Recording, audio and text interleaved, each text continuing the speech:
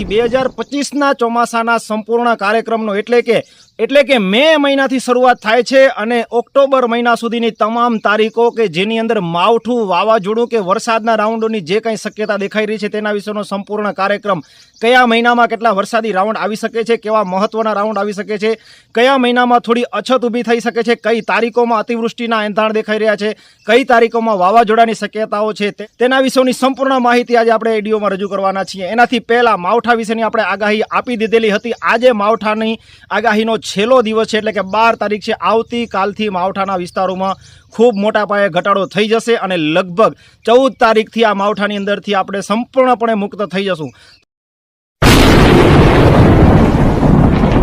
Channel પરથી 2025ના ચોમાસાના સંપૂર્ણ કાર્યક્રમનો એટલે કે મે મહિનાથી શરૂઆત થાય છે અને ઓક્ટોબર મહિના સુધીની તમામ તારીખો કે જેની અંદર માવઠું, વાવાઝોડું કે વરસાદના રાઉન્ડોની જે કંઈ શક્યતા દેખાઈ રહી છે તેના વિશેનો સંપૂર્ણ કાર્યક્રમ, કયા મહિનામાં કેટલા વરસાદી રાઉન્ડ આવી શકે છે, કેવા મહત્વના રાઉન્ડ આવી શકે છે, કયા મહિનામાં થોડી અછત ઊભી થઈ શકે છે, કઈ તારીખોમાં અતિવૃષ્ટિના એંધાણ દેખાઈ રહ્યા છે, કઈ તારીખોમાં વાવાઝોડાની શક્યતાઓ છે, તેના વિશેની સંપૂર્ણ માહિતી આજે આપણે વિડીયોમાં રજૂ કરવાના છીએ। એનાથી પહેલા માવઠા વિશેની આપણે આગાહી આપી દીધેલી હતી। આજે માવઠાની આગાહીનો છેલ્લો દિવસ છે, એટલે કે 12 તારીખ છે। આવતીકાલથી માવઠાના વિસ્તારોમાં ખૂબ મોટા પાયે ઘટાડો થઈ જશે અને લગભગ 14 તારીખથી આ માવઠાની અંદરથી આપણે સંપૂર્ણપણે મુક્ત થઈ જશું।